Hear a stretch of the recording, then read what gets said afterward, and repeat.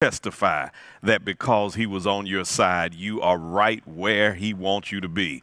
And I'm glad that he wants you to be right here for 15 minutes of daily inspiration. I'm your pastor of internet and innovation, Vance Ross, and you are on the New Birth platform. We're always excited to have you. We're always honored that you tuned in, and it's lunchtime. So if you would, do what we do. Tag at least 10 people, share with at least 10 people, text at least 10 people, and let them know that the 15 minutes of daily inspiration has begun. We are honored because our senior pastor, Dr. Jamal Bryant, provides each one of us as the pastoral team with an opportunity to inspire you, to encourage you, and give you tools, tips, and insight to make it going and keep it going where God has called you to be. So right now, start the opportunity to create that watch party, share, text, and tag somebody. I'm encouraged that you're always telling me how much these messages and this inspiration is challenging you, is growing you, and impacting you. And I want to thank you for all that you're doing to help us continually take God global. To follow me on every platform, simply go to I am Vance Ross, wherever you are, and I'll meet you there. For those of you who've been tuned in for the last several weeks, you realize that I'm in the midst of a series called The Kingdom Pandemic. We've been able to cover 4 parts, and this is part 5. And today's theme is consistency. Today's theme is consistency. You know that everything that I focus on is from a lens of purpose for your life, purpose for your business, purpose for your success in the kingdom. And within that dynamic, this consistency piece will help us change the whole template and put us on the level that God designs for us to be. And I'm using the topic for this theme, consistency within the kingdoms. Consistency within the kingdoms. I remember hearing when I was but a lad of a boy, the story of the tortoise and the hare, the turtle and the rabbit. And they were friends. And what happens in a dialogue that they had one day is the turtle was being antagonized by the rabbit or the hare. And the turtle gets a little frustrated with this antagonization, and he says, if you really want to know how consistent I am, if you really want to know how good I am, I see that you're fast. I know that speed is your thing. I could beat you in a race any day, anytime. The hare was taken aback, trying to figure out how in the world could you fix your mouth to even believe that somebody as slow as you could beat somebody as fast as me. When he realizes that the tortoise is serious about this challenge, he starts by finding somebody who would referee this race. And he finds a rat. He finds this rat, and then the rat does what a rat does. He makes sure that they're on their mark, they're set, they're ready, and they go. And the tortoise is moving slow but consistent. The hare takes off at super speed. And when he gets halfway down the road, he looks back and realizes and rationalizes in his mind, this tortoise will never catch up with me. What I can do is I can use some of my time to catch up on eating. Let me eat some grass. Let me drink some water. Let me sit in the shade while I'm ahead of the game. He starts to eat the grass, starts to drink the water. And all of a sudden, he sits under the shade tree that was actually marked for the finish line. And because of the cool breeze from the brook, it seduced him into a quick sleep. And a quick sleep turns into a long nap. When the hare wakes up, he realizes that he's been asleep for a while, and he jumps up to look back down the road and see where the tortoise is. But to his chagrin, he finds out that the tortoise has already crossed the finish line and has beat him. And it was the greatest story on consistency because the tortoise knew that he wasn't fast enough. The tortoise knew that he didn't have the dexterity that the hare had, but he knew that if he could stay consistent, he could win. And in the kingdom, wherever you are, consistency is one of the greatest tools that will get you to the optimum level of your purpose, your business plan, your life plan, and your success plan. And in this kingdom, as I've told you, there are 7 kingdoms, and it allows you to open up your scope, realizing that you have family and finance, you have education and entertainment, you have the church, you have media, and you have government. And who could I speak to? Who could I use through this biblical lens that would help me understand the dynamic of consistency in this kingdom pandemic? And I shined a spotlight on a gentleman named Daniel. When I looked at Daniel in the book of Daniel, he was the epitome of all of the dynamics of the kingdom pandemic. And we'll look at him and show you how to use consistency in the kingdom. I hope you're ready. I hope you have your notepad out. This is important because Daniel operates in the government kingdom. And within this government kingdom, he is a government leadership advisor. And he mastered the art of executive government counseling. Thereby, he developed a long-standing and profitable career in high-level government advisory. But the only way he made it here was because he was consistent. Realize that when you operate in your kingdom purpose, your gifts will always have harmony and never discord. Let me say that again.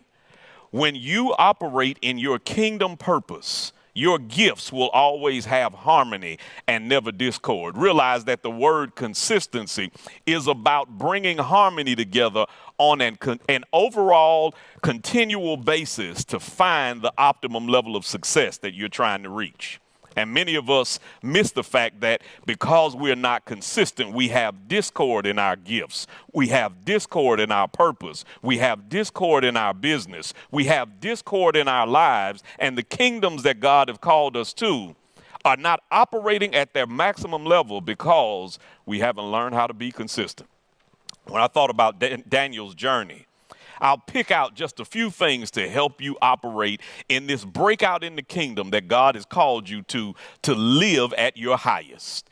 The first thing you got to realize about the story of Daniel is Daniel's habits developed a healthy consistency.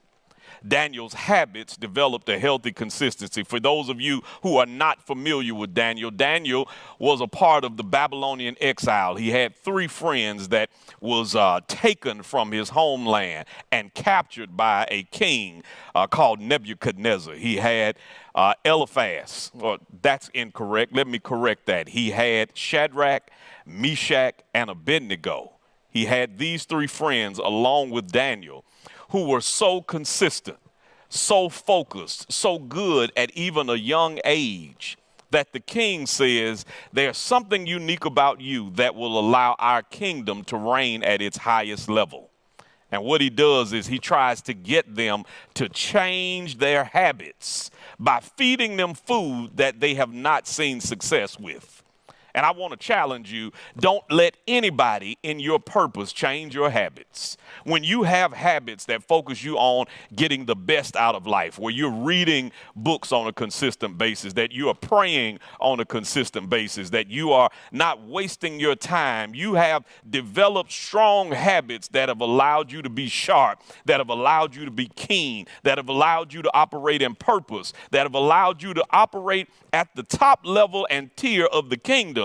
Never let anybody change you, because your consistency is what has gotten you here. And Daniel finds out that if I stay consistent, I'll maximize my health. I'll maximize the health of my body, because I'll be able to do what our pastor has been preaching about. I'll be able to prosper even as my soul prospers. It is health that allowed me to do this. It is health that allowed me to be great. It is health that allowed me to be able to be in a position where God could use me. And his habits created health. He didn't allow what was going on around him to change it. He didn't allow what was influencing him to change it. He focused on healthy habits that created consistency. And are you in the space where consistency is being seen through your habits that are providing you with health? You don't want to spend all of your years trying to gain wealth at the expense of your health. And then once you get the wealth, you got to turn around and spend the wealth to try to get your health back. It's about consistency.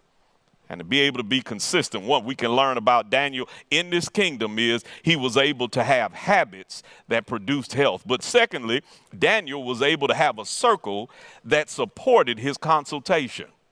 He had a circle that supported his consultation. He had friends that thought like him. He had friends that worked like him. He had friends that prayed like him. The key component of this is making sure that you've got the right people around you.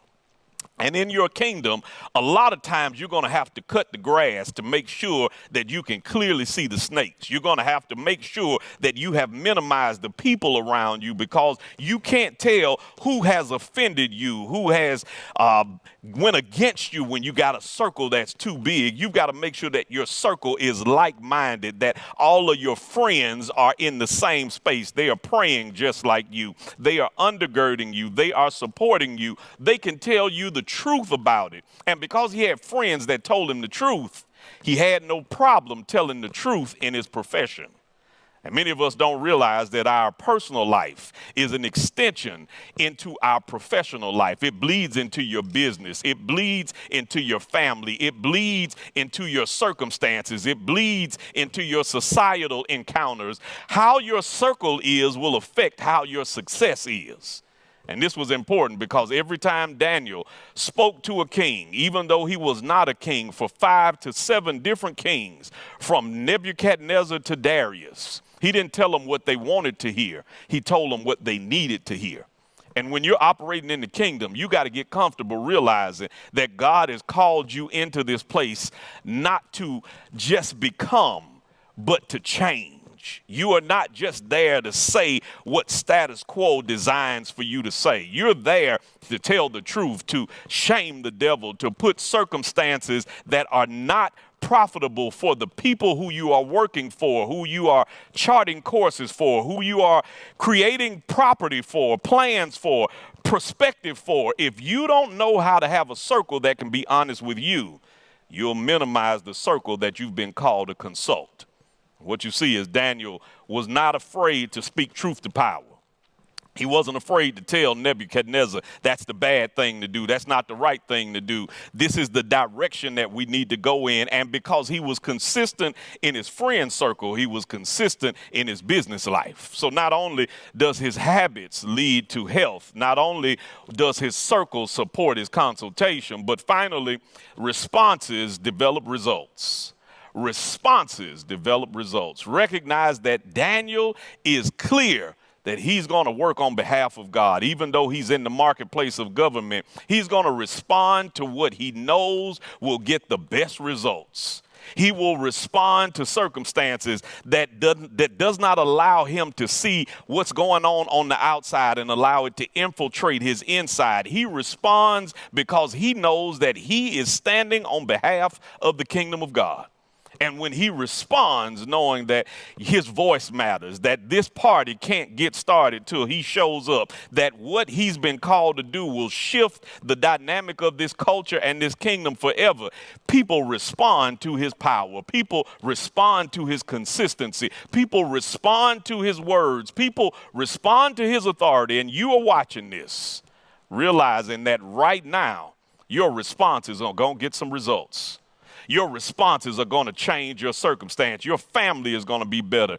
You've been called not to just work on a job, but you've been called to change a culture. You have not just been placed in the church. You have been designed to change the course of the church so God can be glorified. And you've got to realize that your consistency is what's going to get you there. You won't be able to do this staying off and on, being sometime. You can be just like the tortoise, and you can be what I call a hybrid. You can be in a position where you stay consistent, and God will get you there faster than you plan. It won't take you 10 years. You're going to be able to catch up in 10 months. You won't have to worry about the mistakes you've made in the past, the people who have minimized you, the people who've looked over you. Some of the folks that looked over you got to look at you right now, and you've got to realize that your consistency will get you to the place that you're operating at the highest level in this kingdom pandemic, because there's an outbreak in the kingdom and your name is the one that's about to be called. And I speak on behalf of the Lord that we serve, the God that we follow, the Christ that we believe in, that things are getting ready to change simply because you decided to be consistent. How quickly does 15 minutes go? We are totally out of time. We are done with part 5 of the Kingdom Pandemic, but we are not done inspiring, encouraging, and challenging you to operate in your optimum level of purpose. And you can't be consistent by yourself. The best way to deliver consistency in your life is get connected to the most consistent entity you've ever found and that I know of, and it's a man named Jesus Christ. And right now I want to offer Christ to you because we're a part of a kingdom that believes that Christ is still the answer for the world today. And if you would just go to newbirth.org and click the join button, you have now been connected to a kingdom that believes in a consistent Christ. More importantly, somebody is watching this moment and realizes that this is a good place to invest your seed into ground that reaps a harvest. We've not just fed people in need. We are not just making sure that we're inspiring people on the internet and on the global platform, but we are making sure that we can't do it without you. So if you would sow a seed right now, just text NBGIVE to 77977 and you can help us take God global. If you need prayer, we have people ready to pray for you. If you just email us at prayer@newbirth.org and we'll be praying for you. I appreciate you. Don't stop sharing right here. Keep this message going. Tag somebody who you know needs consistency, knowing that God has given us directive to be as consistent on an optimum level as God has called us to be. Thank you for your time. I love you. There's absolutely nothing you can do about it. Have a virus-free remainder of the day, and I'll see you when I see you. Peace.